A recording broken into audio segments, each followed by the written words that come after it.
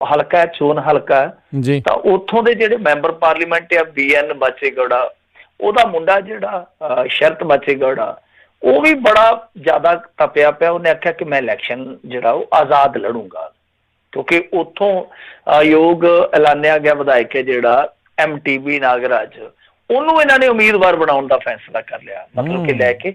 ਤਾਂ ਉਹ ਜਿਹੜਾ ਉਹ ਮੁੰਡਾ, ਉਹ ਕਹਿੰਦਾ ਵੀ ਅੱਗੇ ਮੈਂ 2000 ਵੋਟਾਂ ਤੇ ਹਾਰਿਆ ਸੀਗਾ, ਮਸੀਂ 2000 ਵੋਟਾਂ ਤੇ ਹਾਰਿਆ ਸੀਗਾ, ਪਰ ਹੁਣ ਮੈਂ ਚਨੇ ਚ ਪਾਊਂਗਾ ਇਹਨਾਂ ਨੂੰ। ਤੇ ਸਭ ਤੋਂ ਦਿਲਚਸਪ ਮਾਮਲਾ ਜਿਹੜਾ ਰੌਸ਼ਨ ਬੇਗ ਦਾ, ਰੌਸ਼ਨ ਬੇਗ ਵੈਸੇ ਵੀ ਘੁਟਾਲੇ ਚ ਫਸਿਆ, ਤੇ ਘੁਟਾਲੇ ਵਾਲੇ ਤੁਹਾਨੂੰ ਪਤਾ ਹੀ ਆ ਕਿ ਕਿਸ ਤਰ੍ਹਾਂ ਜੋੜ ਤੋੜ ਕਰਦੇ ਆ। ਤਾਂ ਇਹ ਕਾਂਗਰਸ ਦਾ ਵਿਧਾਇਕ ਸੀਗਾ, ਫਿਰ ਇਹਨੂੰ ਵੀ ਆਯੋਗ ਐਲਾਨ ਕਰ ਦਿੱਤਾ ਗਿਆ, ਤੇ ਇਹਨੇ ਪੱਤਰਕਾਰਾਂ ਨੂੰ ਮੈਸੇਜ ਭੇਜ ਦਿੱਤਾ ਕਿ ਤੁਹਾਨੂੰ ਸਾਰਿਆਂ ਨੂੰ ਬੇਨਤੀ ਹੈ ਕਿ ਰੌਸ਼ਨ ਬੇਗ ਜਿਹੜੇ ਆ ਉਹ ਭਾਰਤੀ ਜਨਤਾ ਪਾਰਟੀ 'ਚ ਸ਼ਾਮਲ ਹੋ ਰਹੇ ਆ, ਇਸ ਖੁਸ਼ੀ ਦੇ ਮੌਕੇ ਤੇ ਤੁਸੀਂ ਜ਼ਰੂਰ ਹਾਜ਼ਰ ਹੋਇਓ। ਤੇ ਕਮਾਲ ਦੀ ਗੱਲ ਹੈ ਕਿਉਂਕਿ BJP ਵਾਲਿਆਂ ਨੇ ਜਿਹੜੀ ਸੂਚੀ ਜਾਰੀ ਕੀਤੀ ਉਹਦੇ 'ਚ 16 ਦੇ ਨਾਂ ਸੀ, ਇੱਕ ਦਾ ਹੀ ਨਾਂ ਹੈ ਨਹੀਂ ਸੀ 17 'ਚੋਂ, ਉਹ ਸੀ ਰੌਸ਼ਨ ਬੇਗ। ਤਾਂ ਉਹਦੀ ਤਸੱਲੀ ਅੱਡ ਹੋ ਗਈ ਆ। ਸੋ ਇਹ ਸਾਰਾ ਕੁਛ ਹੈ ਜਿਹੜਾ ਚੱਲਦਾ ਪਿਆ। ਤਾਂ ਬਹਰਹਾਲ ਇਹ 16 ਜਿਹੜੇ ਆ ਉਹ ਆ ਗਏ ਆ ਮੈਦਾਨ ਦੇ ਵਿੱਚ, ਹੁਣ ਖੁੱਲ ਕੇ ਆ ਗਏ ਆ। ਉਦੋਂ ਕਹਿੰਦੇ ਸੀ ਭਾਰਤੀ ਜਨਤਾ ਪਾਰਟੀ ਵਾਲੇ ਕਿ ਅਸੀਂ ਕੁਛ ਨਹੀਂ ਕੀਤਾ, ਇਹ ਆਪਣੇ ਆਪ ਹੀ ਆਉਂਦੇ ਆ। ਇਹ ਆਪਣੇ ਆਪ ਨਹੀਂ ਆਏ, ਕਿਸੇ ਲਾਲਚ ਨੂੰ ਆਏ, ਕਿਸੇ ਡਰ ਨੂੰ ਆਏ, ਕਿਸੇ ਭੈ ਨੂੰ ਆਏ ਆ, ਉਹ ਸਾਫ਼ ਹੋ ਗਿਆ। ਹੁਣ ਦਿਲਚਸਪ ਗੱਲ ਇਹ ਆ ਕਿ ਦੇਖੋ ਇਹਨਾਂ ਦੇ ਬੰਦੇ ਕਾਂਗਰਸ ਜਾ ਰਹੇ ਆ, ਇਹ ਕਾਂਗਰਸ ਤੋਂ ਤੋੜ ਕੇ ਇੱਧਰ ਲਿਆ ਰਹੇ ਆ। ਤਾਂ ਜਿਹੜੇ 15 ਜ਼ਿਮਨੀ ਚੋਣ ਦੇ ਨਤੀਜੇ ਆਉਣਗੇ, ਸਿੱਟੇ ਨਿਕਲਣਗੇ, ਉਹ ਭਾਜਪਾ ਲਈ ਬੜੇ ਮਾਇਨੇ ਰੱਖਦੇ ਆ। ਕਿਉਂਕਿ ਦੇਖੋ ਹੁਣ ਵਿਧਾਨ ਸਭਾ ਦੇ ਵਿੱਚ 222 ਮੈਂਬਰ ਹੋਣਗੇ, ਤੇ ਉਹਦੇ ਵਿੱਚ ਇਹਨਾਂ ਨੂੰ 112 ਦੀ ਜ਼ਰੂਰਤ ਪਏਗੀ ਭਾਰਤੀ ਜਨਤਾ ਪਾਰਟੀ ਨੂੰ। ਤਾਂ ਇਹਨਾਂ ਦੇ ਕੋਲ ਇਸ ਟਾਈਮ ਹੈਗੇ ਆ 6, ਮਤਲਬ ਕਿ 15 ਦਾ ਇਲੈਕਸ਼ਨ ਹੋ ਕੇ 222 ਚੋਂ ਇੱਕ ਮੈਜਿਕ ਫਿਗਰ ਨਿਕਲਿਆ 112 ਦਾ। ਤਾਂ ਇਹਨਾਂ ਦੇ ਕੋਲ 106 ਆ। 6 ਜਿਮਨੀ ਚੋਣ, ਜਿਮਨੀ ਇਲੈਕਸ਼ਨ ਇਹਨਾਂ ਨੂੰ ਜਿੱਤਣੇ ਲਾਜ਼ਮੀ ਹੈ। ਜੇ ਨਾ ਜਿੱਤੇ ਤੇ ਕੁੱਤੀ ਕਪਾਹ ਦੇ ਵਿੱਚ ਫਸ ਜਾਊਗੀ। ਸੋ ਆਹ ਹਾਲਾਤ ਆ ਸਿਆਸਤ ਦੇ। ਤੇ ਬਾਕੀ ਤੁਹਾਨੂੰ ਪਤਾ ਹੀ ਆ ਸਿਆਸਤਦਾਨਾਂ ਦੇ ਹਾਲਾਤ ਕਿਹੋ ਜਿਹੇ। ਸਾਡੇ ਪੰਜਾਬੀ ਚ ਨਾ ਇੱਕ ਕਹਾਵਤ ਆ ਬਜ਼ੁਰਗਾਂ ਦੀ, ਕਹਿੰਦੇ ਬਿੱਲੀ ਅੱਗ ਫਕੀਰ ਬਾਂਦੀ ਘਰ ਘਰ ਫਿਰਦੇ ਆ।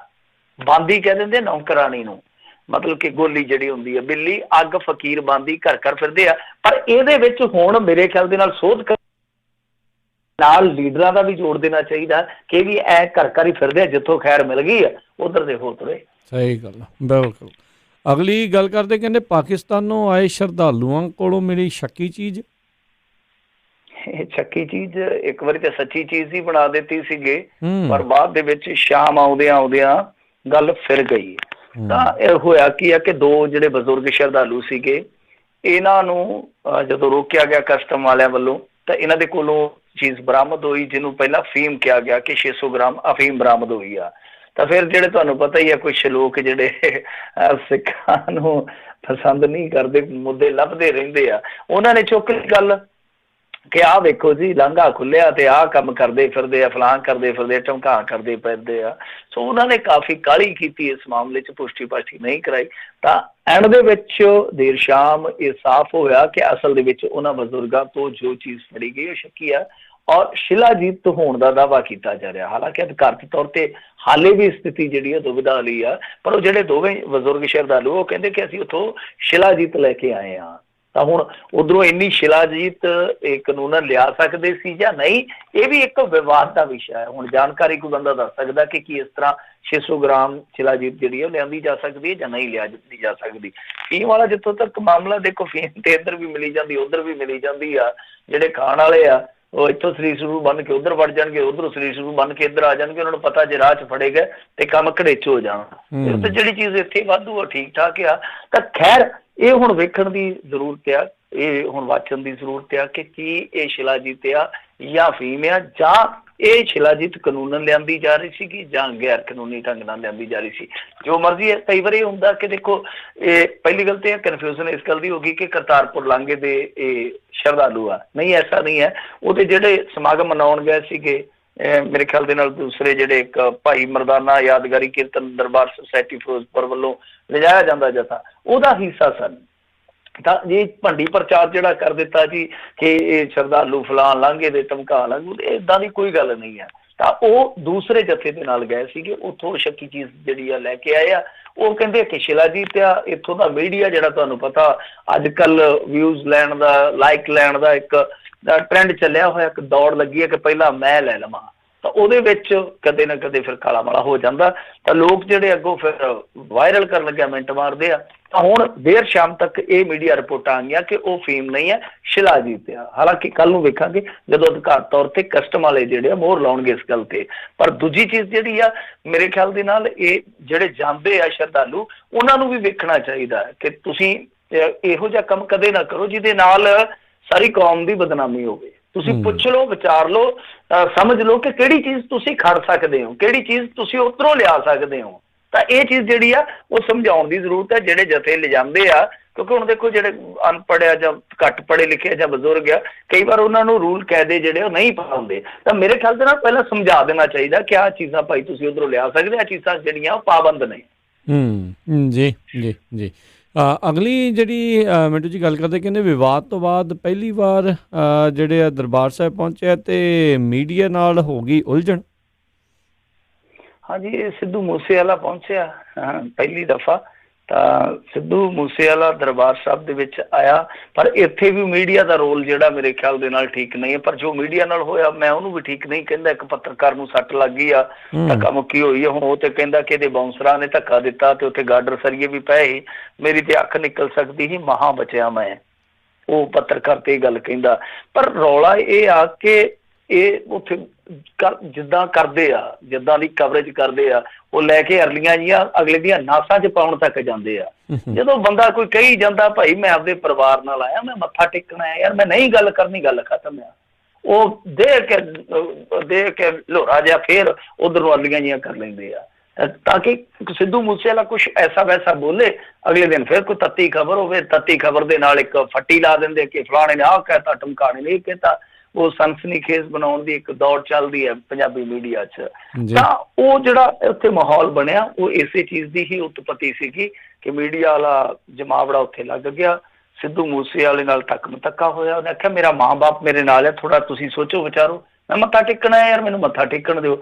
ਤਾਂ ਉੱਥੇ ਦੱਸਦੇ ਆ ਕਿ ਖਿੱਚ ਤੂ ਹੋਈ ਆ। ਉਸ ਤੋਂ ਬਾਅਦ ਇੱਕ ਪੱਤਰਕਾਰ ਦੇ ਸੱਟ ਲੱਗੀ ਆ। ਤਾਂ ਹਾਲਾਂਕਿ ਇਹ ਅਕਾਲ ਤਖਤ ਸਾਹਿਬ ਦੇ ਜਥੇਦਾਰ ਨੂੰ ਵੀ ਮਿਲਣ ਗਏ ਸੀਗੇ, ਪਰ ਉਹਨਾਂ ਦੇ ਨਾਲ ਇਹਨਾਂ ਦੀ ਮਿਲਣੀ ਨਹੀਂ ਹੋ ਸਕੀ। ਮੇਰੇ ਖਿਆਲ ਦੇ ਨਾਲ ਉਹੀ ਰੌਲਾ ਆ ਜਿਹੜਾ ਇੱਕ ਗਾਣੇ ਦਾ ਸੀਗਾ, ਮਾਈ ਭਾਗੋ ਦਾ ਜ਼ਿਕਰ ਸੀਗਾ, ਜਿਹਦੇ ਵਿੱਚ ਤਾਂ ਇਹਨਾਂ ਨੇ ਖੁਦ ਲਿਖਿਆ ਸੀਗਾ ਅਕਾਲ ਤਖਤ ਤੇ ਕਿ ਅਸੀਂ ਆਵਾਂਗੇ ਨਿਮਾਣੇ ਸਿੱਖ ਵਜੋਂ, ਜੋ ਵੀ ਹੁਕਮ ਹੋਏਗਾ ਕੋਈ ਗੱਲ ਨਹੀਂ ਅਸੀਂ ਮੰਨਾਂਗੇ। ਤਾਂ ਜਦੋਂ ਉਹ ਆਏ ਆ, ਅੱਜ ਫਿਰ ਮੇਲ ਨਹੀਂ ਹੋ ਸਕਿਆ ਅਕਾਲ ਤਖਤ ਦੇ ਜਥੇਦਾਰ ਦੇ ਨਾਲ, ਪਰ ਉੱਥੇ ਪੱਤਰਕਾਰਾਂ ਦੇ ਨਾਲ ਜ਼ਰੂਰ ਇਹਨਾਂ ਦਾ ਪੇਚਾ ਪੈ ਗਿਆ। ਯਾਨੀ ਇੱਕ ਸਿਆਪਾ ਹੋਰ ਸਿੜ ਗਿਆ। ਹੁਣ 2-3 ਦਿਨ ਇਹ ਖਬਰਾਂ ਚੱਲਣਗੀਆਂ, ਪਰ ਮੇਰੇ ਖਿਆਲ ਦੇ ਨਾਲ ਇੱਦਾਂ ਮਾਹੌਲ ਬਣਾਉਣਾ ਨਹੀਂ ਚਾਹੀਦਾ। ਔਰ ਖਾਸ ਤੌਰ ਤੇ ਜਿਹੜੇ ਗਾਣਿਆਂ 'ਚ ਕਹੀ ਜਾਂਦੇ ਆ ਕਿ ਜੋ ਕੰਮ ਕਰੇ ਘਸੋਨੋ ਨਾ ਰਿਸ਼ੀ ਨਾ ਮੋਨੋ, ਉਹਨਾਂ ਤੋਂ ਦੂਰ ਰਹਿਣਾ ਚਾਹੀਦਾ। ਪਰ ਫਿਰ ਵੀ ਹੈ ਕਿ ਜਿਹੜਾ ਉੱਥੇ ਮੱਥਾ ਟੇਕਣ ਦਾ ਪ੍ਰਬੰਧ ਆ, ਉਹ ਤੇ ਹੁਣ ਕਿਸੇ ਨੂੰ ਰੋਕ ਨਹੀਂ ਸਕਦਾ ਕਿ ਤੁਸੀਂ ਕਿੰਨੇ ਵਜੇ ਆਓ, ਕਿੰਨੇ ਵਜੇ ਨਾ ਆਓ। ਤਾਂ ਇਹੋ ਜਿਹੇ ਜਿਹੜੇ ਹੈਗੇ ਆ ਬੰਦੇ, ਸਿੱਧੂ ਮੂਸੇਵਾਲੇ ਵਰਗੇ, ਇਹਨਾਂ ਨੂੰ ਵੀ ਸਮਾਂ ਇਹੋ ਜਿਹਾ ਚੁਣਨਾ ਚਾਹੀਦਾ ਕਿ ਪੱਤਰਕਾਰਾਂ ਤੋਂ ਜੇ ਤੁਸੀਂ ਬਚਣਾ ਚਾਹੁੰਦੇ ਹੋ ਤਾਂ ਇਹ ਨੌਬਤ ਨਾ ਆਵੇ ਕਿ ਧੱਕ ਮਧੱਕਾ ਹੋਵੇ। ਤਾਂ ਮੀਡੀਆ ਨੂੰ ਵੀ ਥੋੜਾ ਜਿਹਾ ਨਾ ਆਪਣਾ ਪੇਸ਼ੇ ਦਾ ਜਿਹੜਾ ਦਾਇਰਾ ਹੈ ਉਹ ਇੱਕ ਮਰਿਆਦਾ ਦੇ ਵਿੱਚ ਲਿਆਉਣਾ ਚਾਹੀਦਾ। ਜਦੋਂ ਕੋਈ ਬੰਦਾ ਕਹਿੰਦਾ ਕਿ ਮੈਂ ਨਹੀਂ ਬੋਲਣਾ, ਤੇ ਜਾਂ ਤੇ ਫਿਰ ਮਾਈਕ ਦੀ ਥਾਂ ਤੇ ਪਿਸਤੌਲ ਰੱਖ ਲਓ ਕਿ ਨਹੀਂ ਭਰਾ ਤੈਨੂੰ ਬੋਲੇ ਤੋਂ ਬਗੈਰ ਨਹੀਂ ਜਾਣ ਦੇਣਾ, ਹੋਰ ਕੀ ਆ। ਆਈ ਥਿੰਕ ਇਹ ਜਿਹੜਾ ਮਿੰਟੂ ਜਿਹੜੀ ਤੁਸੀਂ ਕਿਹਾ ਨਾ ਵੀ ਮੀਡੀਆ ਵਾਲੇ ਹੁਣ ਗੱਲ ਹੈ ਨਾ ਵੀ ਕੈਮਰਾ ਚੱਕ ਕੇ ਹਰ ਇੱਕ ਜਾਣਾ ਮੀਡੀਆ ਵਾਲਾ ਬਣ ਜਾਂਦਾ, ਕੋਈ ਪਤਾ ਤਾਂ ਹੈ ਨਹੀਂ ਆ ਵੀ ਕਰਨਾ ਕਿੱਦਾਂ ਤੇ ਕਿਵੇਂ ਕਰਨਾ ਆ। ਸੋ ਧੱਕਾ ਜਿਹੜਾ ਉਹ ਜ਼ਿਆਦਾ ਚੱਲਦਾ, ਸਨਸਨੀਖੇਜ਼ ਖਬਰਾਂ ਦੀ ਜਿਹੜੀ ਦੌੜ ਦੇ ਵਿੱਚ ਇੱਦਾਂ ਦੇ ਫਿਰ ਪੁੱਠੇ ਸਿੱਧੇ ਕੰਮ ਜਿਹੜੇ ਉਹ ਫਿਰ ਉਹ ਚਲਾਈ ਜਾਂਦੇ ਨੇ। ਸਾਡੀ ਪੰਜਾਬੀ ਪੱਤਰਕਾਰਤਾ ਦਾ ਤਾਂ ਬੇੜਾ ਹੀ ਗਰਕਣ ਤੇ ਆਇਆ ਕਿ ਸਾਰੀ ਜਿਹੜੀ ਪੱਤਰਕਾਰਤਾ ਉਹ ਜਾ ਕੇ ਜਿੱਦਾਂ ਗੁੜ ਦੇ ਭੇਲੇ ਤੇ ਮੱਖੀਆਂ ਜੁੜਦੀਆਂ ਨੇ, ਜਾ ਕੇ ਉੱਥੇ ਜੁੜ ਗਏ ਸੋਸ਼ਲ ਮੀਡੀਆ, ਤੇ ਸੋਸ਼ਲ ਮੀਡੀਆ ਤੇ ਜੋ ਟ੍ਰੈਂਡ ਕਰਦਾ ਉਹਦੇ ਤੇ ਕੁਛ ਪੱਤਰਕਾਰ ਹੀ ਆ ਜਿਹੜੇ ਖੋਜੀ ਪੱਤਰਕਾਰਤਾ ਕਰਦੇ ਆ ਜਾਂ ਫਿਰ ਖੋਜ ਕਰਕੇ ਐਨਾਲਿਸਿਸ ਕਰਦੇ ਆ। ਬਹੁਤੇ ਬਸ ਸਿਰਫ ਉੱਥੇ ਤੱਕ ਹੀ ਸੀਮਤ ਹੈ ਕਿ ਜੋ ਟ੍ਰੈਂਡ ਕਰਦਾ ਉਹਦੇ ਆਧਾਰ ਤੇ ਹੀ ਰਿਪੋਰਟਿੰਗ, ਉਹਦੇ ਆਧਾਰ ਤੇ ਕਵਰੇਜ ਆ। ਜੀ ਜੀ। ਅਗਲੀ ਜਿਹੜੀ ਮਿੰਟੂ ਜੀ ਗੱਲ ਕਰਦੇ, ਕਹਿੰਦੇ ਭਾਜਪਾ ਨੂੰ ਜਾਂਦਾ ਹੈ ਕੋਰੀਡੋਰ ਤੇ ਸਿੱਖ ਕੈਦੀਆਂ ਦੀ ਰਿਹਾਈ ਦਾ ਕ੍ਰੈਡਿਟ ਢੀਂਡਸਾ ਹੋਣਾ ਦਾ ਬਿਆਨ। ਲੱਗਦਾ ਇਹਨਾਂ ਨੇ ਹੁਣ ਛਤਰੀ ਤੋਂ ਛਾਲ ਮਾਰੀ ਲੈਣੀ ਉੱਧਰ ਪਾਸੇ।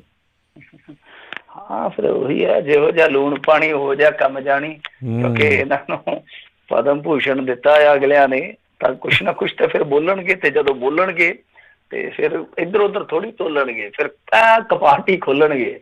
ਸੋ ਇਹਨਾਂ ਨੇ ਜੋ ਕਿਹਾ ਮੇਰੇ ਖਿਆਲ ਦੇ ਨਾਲ ਦੇਖੋ ਕੁਛ ਹੱਦ ਤੱਕ ਤੇ ਠੀਕ ਹੈ। ਚਲੋ ਹੁਣ ਭਾਰਤੀ ਜਨਤਾ ਪਾਰਟੀ ਨੂੰ ਵੀ ਸਿਰਾ ਦੇਣਾ ਚਾਹੀਦਾ ਇਸ ਚੀਜ਼ ਦਾ। ਕਰਤਾਰਪੁਰ ਸਾਹਿਬ ਦਾ ਕੋਰੀਡੋਰ ਜਿਹੜਾ ਖੁੱਲਿਆ ਉਹਦੇ ਵਿੱਚ ਉਹਨਾਂ ਦਾ ਇੱਕ ਰੋਲ ਹੈ, ਇਹਦੇ 'ਚ ਕੋਈ ਸ਼ੱਕ ਨਹੀਂ ਹੈ, ਭਾਰਤੀ ਜਨਤਾ ਪਾਰਟੀ ਦਾ ਰੋਲ ਹੈ। ਪਰ ਭਾਰਤੀ ਜਨਤਾ ਪਾਰਟੀ ਦੀ ਮਨਸ਼ਾ ਕੀ ਹੈ, ਭਾਵਨਾ ਕੀ ਆ, ਉਹ ਜੇ ਤੁਸੀਂ ਆਖੋ ਕਿ ਸਿਆਸਤ ਤੋਂ ਨਿਰਲੇਪ ਆ ਜੀ, ਸਿਆਸਤ ਦੇ ਨਾਲ ਉਹਦਾ ਕੋਈ ਲੱਲਾ ਖੱਕਾ ਨਹੀਂ, ਇਹ ਝੂਠ ਹੁੰਦੀਆਂ ਚੀਜ਼ਾਂ।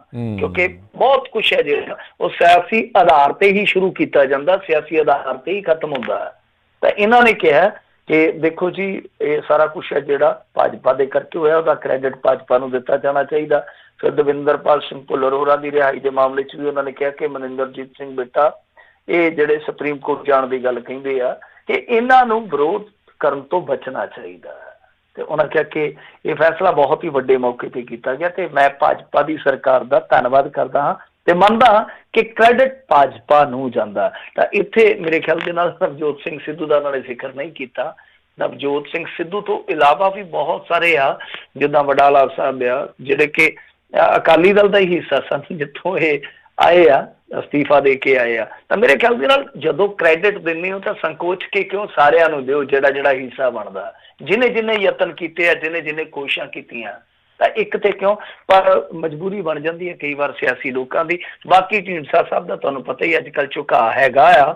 ਔਰ ਤੁਸੀਂ ਵੇਖਿਆ ਹੋਣਾ ਹਰਿਆਣੇ ਦੇ ਵਿੱਚ ਜਦੋਂ ਸਰਕਾਰ ਬਣ ਰਹੀ ਸੀਗੀ, ਉਹ ਹਲਫ ਸਮਾਗਮ ਚੱਲਦਾ ਪਿਆ ਸੀ, ਉੱਥੇ ਵੀ ਢੀਂਡਸਾ ਸਾਹਿਬ ਜਿਹੜੇ ਇਨਵਾਈਟਡ ਸੀਗੇ। ਤਾਂ ਮੈਂ ਤੁਹਾਨੂੰ ਜਿਵੇਂ ਕਿਹਾ ਕਿ ਫਿਰ ਇਸ ਤਰ੍ਹਾਂ ਹੋ ਜਾਂਦਾ ਕਈ ਵਾਰੀ ਕਿ ਜਿਹੋ ਜਿਹਾ ਫਿਰ ਲੂਣ ਪਾਣੀ ਉਹੋ ਜਿਹਾ ਕੰਮ ਜਾਣੀ, ਉਹ ਜਿਹੋ ਜਿਹਾ ਕਰ ਰਹੇ ਉਹੋ ਜਿਹਾ ਢੀਂਡਸਾ ਸਾਹਿਬ ਅੱਗੋਂ ਬੋਲ ਰਿਹਾ। ਤਾਂ ਮੇਰੇ ਖਿਆਲ ਦੇ ਨਾਲ ਆਉਣ ਵਾਲੇ ਸਮੇਂ 'ਚ ਕੋਈ ਅਚਰਜ ਵਾਲੀ ਗੱਲ ਨਹੀਂ ਹੋਊਗੀ ਜਦੋਂ ਢੀਂਡਸਾ ਕਿਸੇ ਸਮੇਂ ਸਿੱਧੂ ਦੀ ਵੀ ਸਿਫਤ ਕਰਦੇ ਨਾ, ਤੇ ਹੋ ਸਕਦਾ ਉਸ ਦਿਨ ਸਿੱਧੂ ਇਹਨਾਂ ਦੇ ਨਾਲ ਹੀ ਬੈਠਾ ਹੋਵੇ ਕੁਰਸੀ ਤੇ। ਇਹ ਵੀ ਜਿਹੜੀ ਕੋਈ ਕਹਿ ਨਹੀਂ ਸਕਦੇ। ਮਿੰਟੂ ਜੀ ਇੱਕ ਰਿਪੋਰਟ ਜੀ ਦੇਖੀ ਸੀ ਜਿਹਦੇ ਵਿੱਚ ਕਈ ਵੱਖ-ਵੱਖ ਜ਼ਿਲ੍ਹਿਆਂ ਦੇ ਬੰਦਿਆਂ ਦੇ ਨਾਮ ਤਾਂ ਨਹੀਂ ਵੀ ਦੱਸ ਰਹੇ ਆ ਵੀ ਆਹ ਜ਼ਿਲ੍ਹੇ 'ਚੋਂ ਇੱਦਾਂ, ਆਹ ਜ਼ਿਲ੍ਹੇ 'ਚੋਂ ਇਹਨਾਂ ਦੇ ਨਾਲ ਜਿਹੜੇ ਉਹ ਜਾ ਸਕਦੇ ਨੇ।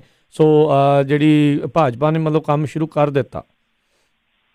ਨਹੀਂ ਦੇਖੋ, ਅੰਦਰ ਖਾਤੇ ਤੇ ਗੇਮ ਚੱਲਦੀ ਆ, ਅੰਦਰ ਖਾਤੇ ਤੇ ਗੇਮ ਚੱਲਦੀ ਆ। ਹੋ ਸਕਦਾ ਕਿ ਇਸ ਤਰ੍ਹਾਂ ਦਾ ਇੱਕ ਮਾਹੌਲ ਬਣਾਇਆ ਜਾਵੇ ਕਿ ਸਿੱਖ ਜਿਹੜੇ ਆ ਉਹ ਦੇਖੋ ਸਾਡੇ ਨਾਲ ਆ, ਸਾਡੇ ਤੋਂ ਸੰਤੁਸ਼ਟ ਆ। ਕਿਉਂਕਿ ਜਿਵੇਂ ਜਿਵੇਂ ਤੁਸ਼ਟੀਕਰਨ ਅੱਗੇ ਵਧੇਗਾ ਭਾਰਤੀ ਜਨਤਾ ਪਾਰਟੀ ਦਾ, ਇਹਨਾਂ ਦਾ ਜਿਹੜਾ ਏਜੰਡਾ, ਵੈਸੇ ਤੇ ਹਾਲ ਦੀ ਘੜੀ ਦੇਖੀਏ ਤਾਂ ਇਹ ਐਸਾ ਇੱਕ ਲੈ ਕੇ ਚੱਲ ਰਹੇ ਆ ਏਜੰਡਾ ਜਿਹਾ, ਨਾ ਖੱਬੇ ਪੱਖ ਤੇ ਨਾ ਸੱਜੇ ਪੱਖ ਤੇ, ਵਿਚਾਲਾ ਜਿਹਾ ਰਸਤਾ ਮੱਲਿਆ ਹੋਇਆ ਇਹਨਾਂ ਨੇ। ਪਰ ਜਦੋਂ ਸੱਜੇ ਪੱਖ ਨੂੰ ਜ਼ਿਆਦਾ ਝੁਕਣਗੇ ਤਾਂ ਉਸ ਸਮੇਂ ਮਾਹੌਲ ਇਸ ਤਰ੍ਹਾਂ ਦਾ ਬਣਾਉਣਗੇ ਕਿ ਦੇਖੋ ਸਿੱਖ ਸਾਡੇ 'ਚ ਇੰਟਰਸਟਡ ਨੇ, ਸਿੱਖ ਸਾਡੇ 'ਚ ਯਕੀਨ ਰੱਖਦੇ ਨੇ, ਉਹ ਨਾਲ ਆ। ਤਾਂ ਉਹ ਗੇਮ ਬਣਾਉਣ ਵਾਸਤੇ ਬਹੁਤ ਕੁਛ ਕਰਨ ਦੀ ਜ਼ਰੂਰਤ ਹੈ ਤੇ ਜੋੜਾ ਤੋੜ ਹੋ ਸਕਦਾ। ਜਿੱਥੋਂ ਤੱਕ ਮੀਡੀਆ ਦਾ ਸਵਾਲ ਆ ਕਿ ਆਹ ਫਲਾਟ, ਕਈ ਵਾਰ ਇਹ ਹੁੰਦਾ ਕਿ ਦੇਖੋ ਸੋਰਸਸ ਤੋਂ ਖਬਰ ਮਿਲ ਜਾਂਦੀ ਹੈ, ਉਹ ਖਬਰ ਜਿਹੜੀ ਹੈ ਬਣ ਜਾਂਦੀ ਹੈ। ਕਈ ਵਾਰ ਅਖਬਾਰ ਵੀ ਇਸ ਤਰ੍ਹਾਂ ਦੇ ਹੁੰਦੇ ਆ ਕਿ ਇੱਕ ਖਾਸ ਪਾਰਟੀ, ਜਿਹੜੀ ਖਾਸ ਪਾਰਟੀ ਹੁੰਦੀ ਹੈ ਉਹਦੇ ਨਾਲ ਇੱਕ ਖਾਸ ਤਰ੍ਹਾਂ ਦਾ ਇੱਕ ਰਿਸ਼ਤਾ ਰੱਖਦੇ ਆ। ਤੁਸੀਂ ਸਮਝ ਗਏ ਹੋਗੇ ਕਿਸ ਤਰ੍ਹਾਂ ਦਾ। ਤਾਂ ਉਹ ਚੀਜ਼ ਜਿਹੜੀ ਹੈ ਫਿਰ ਵਧਾ ਚੜਾ ਕੇ ਪੇਸ਼ ਕਰ ਦਿੱਤੀ ਜਾਂਦੀ ਆ। ਬਾਕੀ ਜਦੋਂ ਤੱਕ ਰਾਜਨੀਤੀ 'ਚ ਕੁਛ ਵਾਪਰਦਾ ਨਹੀਂ ਉਦੋਂ ਤੱਕ ਕਿਆਫੇ ਹੁੰਦੇ ਆ। ਰਾਜਨੀਤੀ ਇੱਕ ਐਸੀ ਚੀਜ਼ ਹੈ ਜਿਹਦੇ ਬਿਸਤਰੇ 'ਚ ਅਣਜਾਣ ਵੀ ਹਮ ਬਿਸਤਰ ਹੋ ਜਾਂਦੇ ਆ ਤੇ ਕਈ ਵਾਰ ਨਾਲ ਸੁੱਤੇ ਵੀ ਤੜਕੇ ਸੇਜ ਸੁੰਨੀ ਕਰ ਜਾਂਦੇ ਆ। ਜੀ ਜੀ ਜੀ।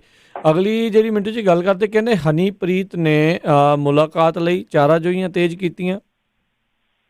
ਦੇਖੋ ਹਨੀਪ੍ਰੀਤ ਇੱਕ ਤੇ ਇਹ ਆ ਕਿ ਡੇਰੇ ਦੇ ਵਿੱਚ ਹੀ ਉਦੋਂ ਦੀ ਟਿਕੀ ਹੋਈ ਆ ਔਰ ਉੱਥੇ ਸ਼ਾਹ ਮਸਤਾਨਾ ਜੀ ਦਾ ਮੈਨੂੰ ਲੱਗਦਾ ਕਿ ਇਹਨਾਂ ਨੇ ਮਨਾਇਆ ਜਨਮ ਦਿਹਾੜਾ, ਤੇ ਉੱਥੇ ਵੀ ਜਦੋਂ ਸਤਸੰਗ ਹੋਇਆ, ਕਿਉਂਕਿ ਸਤਸੰਗ ਇਹ ਚਲਾਉਂਦੇ ਆ ਵੀਡੀਓ ਤੇ, ਡੇਰੇਦਾਰ ਦੀ ਵੀਡੀਓ ਚੱਲਦੀ ਆ, ਉਹਨੂੰ ਫਿਰ ਸਾਰੇ ਸੁਣਦੇ ਆ। ਤਾਂ ਉਸ ਸਤਸੰਗ ਦੇ ਵਿੱਚ ਵੀ ਹਨੀਪ੍ਰੀਤ ਦੀ ਮੌਜੂਦਗੀ ਜਿਹੜੀ ਆ ਉਹ ਰਹੀ ਆ। ਫਿਰ ਉਸ ਤੋਂ ਬਾਅਦ ਖਬਰਾਂ ਚੱਲੀਆਂ ਕਿ ਜਦੋਂ ਤੋਂ ਰਿਹਾਈ ਹੋਈ ਆ ਹਨੀਪ੍ਰੀਤ ਦੀ, ਉਦੋਂ ਤੋਂ ਲੈ ਕੇ ਹੁਣ ਤੱਕ ਇਹਨੇ 2 ਦਫਾ ਜਾ ਕੇ ਜੇਲ੍ਹ ਦੇ ਵਿੱਚ ਯਤਨ ਕੀਤਾ ਕਿ ਡੇਰੇਦਾਰ ਨਾਲ ਮੁਲਾਕਾਤ ਹੋ ਜਾਵੇ। ਤਾਂ ਉਹਨਾਂ ਨੇ ਜਾਨੀ ਜਿਹੜੇ ਜੇਲ੍ਹ ਪ੍ਰਬੰਧਨ ਵਾਲੇ ਆ ਉਹ ਮੁਲਾਕਾਤ ਹੋਣ ਨਹੀਂ ਦਿੱਤੀ ਤੇ ਉਹਨਾਂ ਨੇ ਹਵਾਲਾ ਦਿੱਤਾ ਕਿ ਭਾਈ ਇਹ ਮੁਲਾਕਾਤ ਜਿਹੜੀ ਆ ਉਹ ਤੁਹਾਨੂੰ ਕਿਤੋਂ ਨਾ ਕਿਤੋਂ ਪਰਮਿਟ ਕਰਵਾਉਣੀ ਪਵੇਗੀ, ਮਤਲਬ ਕਿ ਜਾਂ ਤੇ ਅਦਾਲਤ ਚੋਂ ਲਿਆਓ ਪਰਮਿਟ ਕਰਾ ਕੇ ਜਾਂ ਜਿਹੜੇ DGP ਆ ਜੇਲ੍ਹਾਂ ਵਾਲੇ ਉਹਨਾਂ ਤੋਂ ਕਰਾ ਕੇ ਲਿਆਓ। ਤਾਂ ਫਿਰ ਇਹਨਾਂ ਨੇ ਹੁਣ ਚਾਰਾਜੋਈਆਂ ਸ਼ੁਰੂ ਕਰ ਦਿੱਤੀਆਂ, ਮਤਲਬ ਕਿ DGP ਨੂੰ ਲਿਖ ਦਿੱਤਾ ਕਿਉਂਕਿ ਖਾਨਾ ਪੂਰਤੀ ਹੈ। ਖਾਨਾ ਪੂਰਤੀ ਇਸ ਕਰਕੇ ਆ ਕਿ ਪਹਿਲਾਂ DGP ਤੋਂ ਹਾਂ ਜਾਂ ਨਾ ਕਰਾਉਣਗੇ, ਫਿਰ ਉਸ ਤੋਂ ਬਾਅਦ ਜੇ ਮਾਮਲਾ ਛਿੜਕਿਆ ਜਾਂ ਇਹਨਾਂ ਦੇ ਹੱਥੋਂ ਨਿਕਲਦਾ ਨਜ਼ਰ ਆਇਆ ਫਿਰ ਇਹ ਜਾਣਗੇ ਕੋਰਟ ਦੀ ਸ਼ਰਨ ਦੇ ਵਿੱਚ, ਤੇ ਜਿੱਥੋਂ ਮੇਰੇ ਖਿਆਲ ਦੇ ਨਾਲ ਮੁਲਾਕਾਤ ਜਿਹੜੀ ਆ ਅਲਾਓ ਹੋ ਸਕਦੀ ਹੈ ਜੇ ਕੋਈ ਵੱਡਾ ਇਤਰਾਜ਼ ਨਹੀਂ ਲੱਗਦਾ। ਹਾਂ, ਜੇ ਕੋਈ ਇਤਰਾਜ਼ ਇਹੋ ਜਿਹਾ ਲੱਗ ਜਾਵੇ ਕਿ ਦੋਵੇਂ ਹਮ ਮਸ਼ਵਰਾ ਹੋ ਕੇ ਕੋਈ ਵੱਡੀ ਗੇਮ ਪਲਾਨ ਕਰ ਸਕਦੇ ਆ, ਤਾਂ ਫਿਰ ਕੋਰਟ ਵੀ ਹੋ ਸਕਦਾ ਕਿ ਇਹਨਾਂ ਨੂੰ ਇਜਾਜ਼ਤ ਨਾ ਦੇਵੇ, ਕਿਉਂਕਿ ਅੱਜ ਕੱਲ੍ਹ ਮੁਲਾਕਾਤਾਂ ਦਾ ਨਾ ਇੱਕ ਸਿਸਟਮ ਬਣਾ ਦਿੱਤਾ ਗਿਆ। ਅੱਜ ਤੋਂ ਜੇ ਤੁਸੀਂ 10-15 ਸਾਲ ਪਿੱਛੇ ਦੇਖੋਗੇ ਜੇਲ੍ਹ ਦੇ ਸਿਸਟਮ ਨੂੰ, ਜੇਲ੍ਹ ਮੈਨੂਅਲ 'ਚ ਤਾਂ ਬਹੁਤ ਸਾਰੀਆਂ ਚੀਜ਼ਾਂ ਹੁੰਦੀਆਂ ਸਨ, ਪਰ ਮੁਲਾਕਾਤ ਕਰਨਾ ਕੋਈ ਬਹੁਤਾ ਔਖਿਆਰਾ ਕੰਮ ਨਹੀਂ ਸੀ ਹੁੰਦਾ, ਕੋਈ ਵੀ ਜਾ ਕੇ ਮੁਲਾਕਾਤ ਪਾ ਲੈਂਦਾ ਸੀਗਾ। ਅੱਜ ਦੀ ਤਾਰੀਖ 'ਚ ਕੀ ਆ ਕਿ ਉਹ ਇੱਕ ਲਿਸਟ ਲੈਂਦੇ ਆ ਪਹਿਲਾਂ ਹੀ, ਵੈਸੇ ਕੈਦੀਆਂ ਦੀ, ਹਵਾਲਾਤੀਆਂ ਦੀ ਮੁਲਾਕਾਤ, ਯਾਨੀ ਕੱਚੇ ਕੈਦੀ ਪੱਕੇ ਕੈਦੀ ਜਿਹੜੇ ਹੁੰਦੇ ਦੋ ਕੈਟਾਗਰੀਆਂ 'ਚ, ਉਹਨਾਂ ਨੂੰ ਵੰਡ ਦਿੰਦੇ ਆ, 3 ਦਿਨ ਉਹਨਾਂ ਦੀ 3 ਦਿਨ ਉਹਨਾਂ ਦੀ, ਤੇ ਜਿਹੜਾ ਪੱਕਾ ਕੈਦੀ ਆ ਉਹਦੇ ਤੋਂ ਇੱਕ ਲਿਸਟ ਲੈ ਲਈ ਜਾਂਦੀ ਆ ਕਿ ਆਹ ਬੰਦੇ ਮੈਨੂੰ ਮਿਲਣਾ ਸਕਦੇ ਆ। ਤਾਂ ਜਿਹੜਾ ਬਾਹਰੀ ਬੰਦਾ, ਕਿਉਂਕਿ ਉਸ ਟਾਈਮ ਹਨੀਪ੍ਰੀਤ ਜਿਹੜੀ ਸੀ ਉਹ ਫਰਾਰ ਸੀਗੀ ਜਦੋਂ ਇਹ ਸੁਨਰੀਆ ਜੇਲ੍ਹ 'ਚ ਗਿਆ, ਲਿਸਟ ਦੇ ਵਿੱਚ ਜ਼ਾਹਰਾ ਜੀ ਗੱਲ ਹੈ ਕਿ ਇਹਦੇ ਪਰਿਵਾਰ ਦੇ ਨਾਮ ਹੋਣਗੇ ਜਾਂ ਕਿਸੇ ਹੋਰ ਖਾਸ ਮਖਾਸ ਦਾ ਨਾਂ ਹੋਊਗਾ। ਤਾਂ ਹੁਣ ਹਨੀਪ੍ਰੀਤ ਦਾ ਜਦੋਂ ਨਾਂ ਨਹੀਂ ਹੈ ਤਾਂ ਇਸ ਕਰਕੇ ਓਪਰੇ ਜੀ ਦੀ ਮੁਲਾਕਾਤ ਉਹ ਇੱਕ ਅੜਿੱਕਾ ਬਣਦਾ ਹੈ। ਤਾਂ ਹੁਣ ਆਉਣ ਵਾਲੇ ਸਮੇਂ 'ਚ ਦੇਖਾਂਗੇ ਕਿ ਉਹ ਲਿਸਟ ਨਵੇਂ ਸਿਰੋਂ ਦਿੰਦਾ ਹੈ ਜਾਂ ਕੋਰਟ ਦੇ ਥਰੂ ਇਹ ਪਰਮਿਸ਼ਨ ਲੈ ਕੇ ਮਿਲਦੀ ਹੈ ਜਾਂ ਇਹਨੂੰ ਇਜਾਜ਼ਤ ਨਹੀਂ ਮਿਲਦੀ ਕਿਤੋਂ ਵੀ। ਜੀ ਜੀ ਜੀ ਮਿੰਟੂ ਜੀ, ਅਗਲੀ ਗੱਲ ਕਰਦੇ, ਕਹਿੰਦੇ ਮਨਰੇਗਾ ਘਪਲੇ ਦੇ ਵਿੱਚ ਹੁਣ ਕਰਮਚਾਰੀਆਂ ਦੇ ਉੱਤੇ ਕਾਰਵਾਈ। ਦੇਖੋ, ਮਨਰੇਗਾ ਘਪਲਾ ਨਿਕਲਿਆ 2-3 ਜ਼ਿਲ੍ਹਿਆਂ ਦੇ ਵਿੱਚੋਂ, ਜਿੱਦਾਂ ਮੁਕਤਸਰ ਜ਼ਿਲ੍ਹਾ ਵਾ, ਫਰੀਦਕੋਟ ਜ਼ਿਲ੍ਹਾ ਵਾ, ਤੇ ਇਸ ਤੋਂ ਇਲਾਵਾ ਫਿਰੋਜ਼ਪੁਰ। ਇਹਨਾਂ 3 ਜ਼ਿਲ੍ਹਿਆਂ ਦੇ ਜਿਹੜੇ 5 ਕਰਮਚਾਰੀ ਉਹਨਾਂ ਨੂੰ ਤੁਰੰਤ ਪ੍ਰਭਾਵ ਦੇ ਨਾਲ ਬਰਖਾਸਤ ਕਰ ਦਿੱਤਾ ਗਿਆ, ਤੇ ਇੱਕ ਦੇ ਖਿਲਾਫ ਪੁਲਿਸ ਕੇਸ ਦਰਜ ਕਰਵਾਉਣ ਦੇ ਹੁਕਮ ਜਾਰੀ ਕੀਤੇ ਗਏ ਆ। ਤੇ ਇਹ ਸਾਰਾ ਕੁਛ ਇਸ ਕਰਕੇ ਹੋਇਆ ਕਿਉਂਕਿ 2 ਕਰੋੜ 59 ਲੱਖ ਰੁਪਈਏ ਦਾ ਘੁਟਾਲਾ ਜਿਹੜਾ ਉਹ ਉਜਾਗਰ ਹੋ ਗਿਆ। ਹੁਣ ਦੇਖੋ, ਇਹਨਾਂ ਨੇ ਕਾਰਵਾਈ ਤਾਂ ਕਰ ਦਿੱਤੀ ਹੈ। ਦੱਸਦੇ ਆ ਕਿ ਇਸ ਸਕੀਮ ਦੇ ਵਿੱਚ ਇਸਤੇਮਾਲ ਮੈਟੀਰੀਅਲ ਜਿਹੜਾ ਸੀਗਾ ਉਹਦਾ ਕੋਈ ਹੇਰ ਫੇਰ ਕਰਕੇ ਇਹਨਾਂ ਨੇ 2 ਕਰੋੜ 59 ਲੱਖ ਦੀਆਂ ਯਾਨੀ ਫਰਜ਼ੀ ਅਦਾਇਗੀਆਂ ਕੀਤੀਆਂ, ਜੋ ਦੋਸ਼ ਲੱਗਦਾ। ਤਾਂ ਹੁਣ ਚੱਕਰ ਕੀ ਇਹ ਆ ਕਿ ਜਦੋਂ ਇਹਨਾਂ ਨੇ ਕਾਰਵਾਈ ਕੀਤੀ ਤਾਂ ਉਸ ਸਮੇਂ ਇੱਕ ਦੋਸ਼ ਵੀ ਨਿਕਲ ਆਇਆ ਕਿ ਅਸਲ ਦੇ ਵਿੱਚ ਇਹ ਜਿਹੜੇ ਕਾਰਵਾਈ ਦੀ ਜ਼ਦ 'ਚ ਲਿਆਂਦੇ ਗਏ ਕਰਮਚਾਰੀ ਆ, ਇਹ ਕੱਚੇ ਆ। ਮਤਲਬ ਇਹ ਆ ਕਿ ਜਿਹੜੇ ਇਹਨਾਂ ਦੇ ਉੱਤੇ ਬੈਠੇ ਸੀਗੇ, ਜੋ ਰਿਮੋਟ ਦੇ ਨਾਲ ਇਹਨਾਂ ਨੂੰ ਕੰਟਰੋਲ ਕਰਦੇ ਪਏ ਸੀਗੇ, ਉਹ ਛੱਡ ਦਿੱਤੇ ਗਏ ਆ। ਇੱਕ ਦੋਸ਼ ਵੀ ਲੱਗਿਆ ਜੇ ਇਹਨਾਂ ਨੇ ਕਾਰਵਾਈ ਕੀਤੀ ਆ ਤਾਂ ਉਹ ਠੀਕ ਆ, ਕਾਰਵਾਈ ਹੋਈ ਆ ਘਪਲੇ ਦੇ ਵਿੱਚ। ਘਪਲਾ ਹੋਇਆ ਹੀ ਕਿਉਂ, ਇਹ ਵੱਡਾ ਸਵਾਲ ਆ। ਪਰ ਘਪਲੇ ਤੇ ਇਹ ਕਹਿੰਦੇ ਆ ਕਿ ਅਸੀਂ ਕਾਰਵਾਈ ਕੀਤੀ ਆ। ਹੁਣ ਕਾਰਵਾਈ ਤੇ ਵੀ ਕਿੰਤੂ ਪਰੰਤੂ ਆ ਕਿ ਨਹੀਂ ਜੀ, ਇਹਨਾਂ ਨੇ ਆਪਣੇ ਬੰਦੇ ਆ ਜਿਹੜੇ ਉਹ ਲਿਹਾਜ਼ਦਾਰੀ ਦੇ ਵਿੱਚ ਛੱਡ ਦਿੱਤੇ ਆ। ਹੁਣ ਹਾਈ ਸਾਡੀ ਬਦਨਸੀਬੀ ਆ ਇਸ ਦੇਸ਼ ਦੀ ਕਿ ਦੇਖੋ ਇੱਥੇ ਘਪਲਾ ਤੇ ਹੋ ਗਿਆ, ਉੱਤੋਂ ਇਹ ਆ ਕਿ ਘਪਲੇ ਦੇ ਨਾਂ ਤੇ ਜਿਹੜੀ ਕਾਰਵਾਈ ਹੁੰਦੀ ਆ ਉਹਦੇ ਵਿੱਚ ਵੀ ਘਪਲਾ। ਤਾਂ ਜਦੋਂ ਘਪਲੇ ਦੀ ਕਾਰਵਾਈ ਦੇ ਵਿੱਚ ਵੀ ਘਪਲਾ, ਤਾਂ ਫਿਰ ਜਨਤਾ ਤੇ ਟਪਲਾ ਖਾਊਗੀ। ਤਾਂ ਆਹ ਹਾਲ ਆ ਇੱਥੇ। ਕਈ ਵਾਰ ਇਹ ਹੁੰਦਾ ਕਿ ਇਨਵੈਸਟੀਗੇਸ਼ਨ ਕਰਨਗੇ, ਇਨਵੈਸਟੀਗੇਟਰ ਹੈ ਜਿਹੜੇ, ਉਹ ਵੀ ਇੱਕ ਇਨਵੈਸਟੀਗੇਸ਼ਨ ਟੀਮ ਪਿੱਛੇ ਭੇਜ ਕੇ ਵੇਖਣੇ ਪੈਂਦੇ ਆ ਕਿ ਉਹ ਗਾੜਾ ਸਾਡਾ ਤੇ ਨਹੀਂ ਕਰਕੇ ਬੈਠੇਗਾ ਜਿਨ੍ਹਾਂ ਦੀ ਉਹ ਪੁੱਛ ਪੜਤਾਲ ਕਰਨ ਗਏ ਆ। ਜੀ ਜੀ ਬਿਲਕੁਲ। ਅਗਲੀ ਜਿਹੜੀ ਮਿੰਟੂ ਜੀ ਗੱਲ ਕਰਦੇ, ਕਹਿੰਦੇ ਡੋਪ ਟੈਸਟ ਦੀ ਪ੍ਰਕਿਰਿਆ ਦੇ ਵਿੱਚ ਤਬਦੀਲੀ। ਹਾਂਜੀ, ਇਹ ਜਿਹੜੇ ਲੋਕ ਅਸਲਾ ਲਾਇਸੈਂਸ ਧਾਰਕ ਆ ਉਹਨਾਂ ਲਈ ਜਾਣਨਾ ਜ਼ਰੂਰੀ ਆ ਕਿ ਹੁਣ ਥੋੜੀ ਜਿਹੀ ਪ੍ਰਕਿਰਿਆ ਇਹਨਾਂ ਨੇ ਚੇਂਜ ਕਰ ਦਿੱਤੀ। ਅੱਗੇ ਤੇ ਇਸ ਤਰ੍ਹਾਂ ਸੀਗਾ ਕਿ ਕੋਈ ਵੀ ਬੰਦਾ ਜਾਂਦਾ ਸੀਗਾ ਹਸਪਤਾਲ ਦੇ ਵਿੱਚ, ਇਸ ਤਰ੍ਹਾਂ ਦਾ ਸਿਸਟਮ ਸੀਗਾ ਕਿ ਉੱਥੇ ਜਾ ਕੇ ਡੋਪ ਟੈਸਟ ਕਰਵਾਉਂਦਾ ਔਰ ਰਿਪੋਰਟ ਲੈ ਜਾਂਦਾ। ਇਸ ਤਰ੍ਹਾਂ ਦਾ ਸਿਸਟਮ ਕੀ ਸੀਗਾ, ਇਸ ਤਰ੍ਹਾਂ ਦਾ ਵੀ ਸਿਸਟਮ ਸੀਗਾ ਕਿ ਦਲਾਲ ਕਈ ਵਾਰ ਸਾਹਮਣੇ ਖੜੇ ਹੁੰਦੇ ਸੀ ਕਿ ਉਹ ਪਹਿਲਾਂ ਅੱਖ ਪਛਾਣ ਲੈਂਦੇ ਆ। ਉਹ ਤੁਹਾਨੂੰ ਪਤਾ ਹੀ ਆ, ਡੋਪ ਟੈਸਟ ਤੋਂ ਪੰਜਾਬੀ ਊਂ ਹੀ ਡਰਦੇ ਆ, ਪੈਰ ਜੇ ਥੋੜੇ ਘੜੀਸਦੇ ਜੇ ਜਾਂਦੇ ਵੀ ਕਰਵਾਉਣਾ ਵੀ ਪੈਣਾ, ਸਰਨਾ ਵੀ ਨਹੀਂ। ਤੇ ਕੰਮ ਇਹ ਆ ਵੀ ਖਾਧੀ ਪੀਤੀ ਜਿਹੜੀ ਆ ਉਹ ਇੱਥੇ ਸ਼ਰੇਆਮ ਵੀ ਹੋ ਜਾਣੀ ਆ। ਫਿਰ ਉਹ ਦਲਾਲ ਹਿਸਾਬ ਕਿਤਾਬ ਜਿਹਾ ਲਾ ਕੇ ਕਹਿ ਦਿੰਦੇ ਕਿ ਲਿਆਓ ਜੀ ਏਦਾਂ ਕਰੋ, ਤੁਸੀਂ ਸਿੱਧਾ ਉੱਕਾ ਪੁੱਕਾ ਠੇਕਾ ਦਿਓ, ਸਿੱਧਾ ਸੌਦਾ ਮਾਰੋ, ਐਂ ਕਰੋ ਕਿ ਪੈਸੇ ਦੇ ਕੇ ਤੇ ਫਾਰਗ ਹੋ ਜਾਓ, ਰਿਪੋਰਟ ਵੀ ਸਾਡੀ, ਡਾਕਟਰ ਵੀ ਸਾਡਾ, ਮੋਹਰ ਵੀ ਸਾਡੀ, ਇੱਥੋਂ ਤੱਕ ਪਿਸ਼ਾਬ ਵੀ ਸਾਡਾ, ਜਾਓ ਘਰ ਨੂੰ। ਤਾਂ ਇਹ ਕੰਮ ਚੱਲਦਾ ਰਿਹਾ ਤੇ ਵੱਡੇ ਵੱਡੇ ਸਕੈਮ ਜਿਹੜੇ ਆ ਉਹ ਉਜਾਗਰ ਹੋਏ। ਖਾਸ ਤੌਰ ਤੇ ਲੁਧਿਆਣੇ ਦਾ ਸੀਗਾ ਕਿਸ ਤਰ੍ਹਾਂ ਦਾ, ਫਿਰ ਮੁਕਤਸਰ ਦਾ ਸੀਗਾ, ਜਿਹੜੇ ਕਿ ਸਟਿੰਗ ਆਪਰੇਸ਼ਨ ਦਾ ਸ਼ਿਕਾਰ ਵੀ ਬਣੇ ਬਾਅਦ ਦੇ ਵਿੱਚ। ਤਾਂ ਖੈਰ ਇਹ ਸਕੈਮ ਚੱਲਦੇ ਸੀਗੇ, ਘੁਟਾਲੇਬਾਜ਼ੀਆਂ ਚੱਲਦੀਆਂ ਸੀਗੀਆਂ। ਤਾਂ ਉਸ ਤੋਂ ਬਾਅਦ ਹੁਣ ਜਿਹੜਾ ਇਹ ਚੇਂਜ ਕੀ ਆਇਆ ਇਸ ਪ੍ਰਕਿਰਿਆ ਦੇ ਵਿੱਚ ਕਿ DC ਦਫ਼ਤਰ ਦਾ ਜਿਹੜਾ ਸੁਵਿਧਾ ਕੇਂਦਰ ਆ ਉਹਦੇ ਵਿੱਚ ਜਾ ਕੇ ਪਹਿਲਾਂ ਫਾਰਮ ਭਰਨਾ ਪਊਗਾ, ਉੱਥੇ 2 ਫੋਟੋਆਂ ਲੱਗਣਗੀਆਂ। ਉਸ ਤੋਂ ਬਾਅਦ ਉਹ ਜਿਹੜਾ ਫਾਰਮ ਆ ਉਹ ਆਏਗਾ ਹਸਪਤਾਲ ਦੇ ਵਿੱਚ, ਯਾਨੀ ਫਾਈਲ ਹਸਪਤਾਲ ਚ ਆਊਗੀ।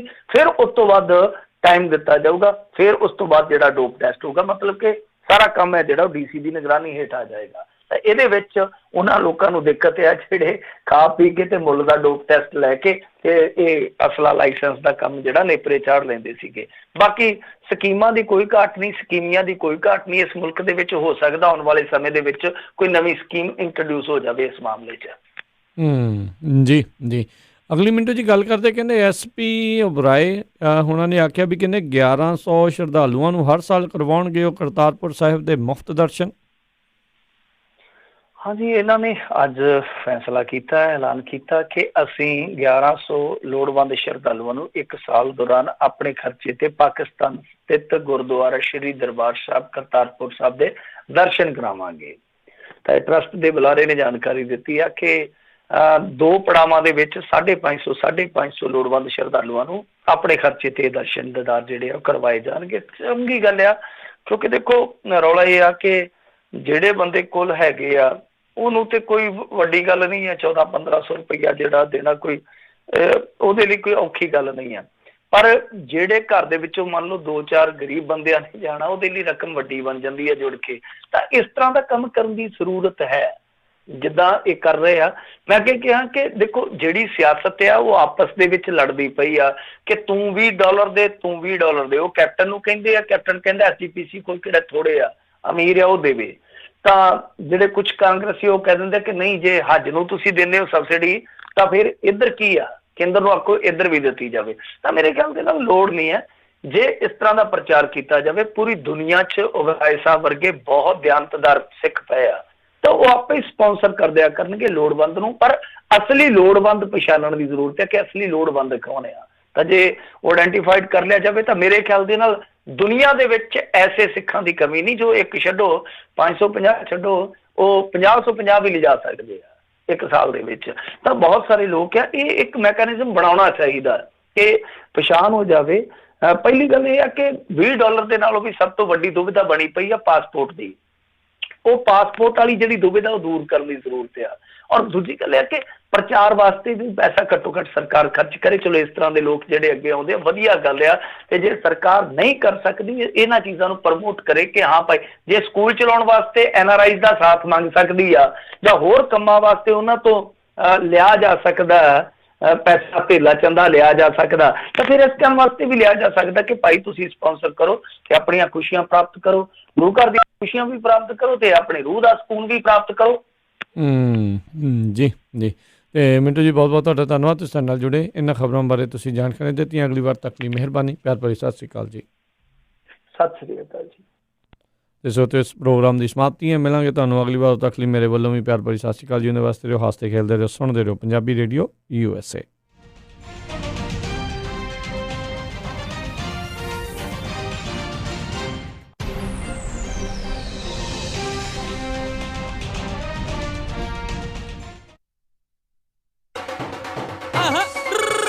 मैं क्या जी बड़े खुश हूँ। खुश क्यों ना होवा सोनिए, ट्रक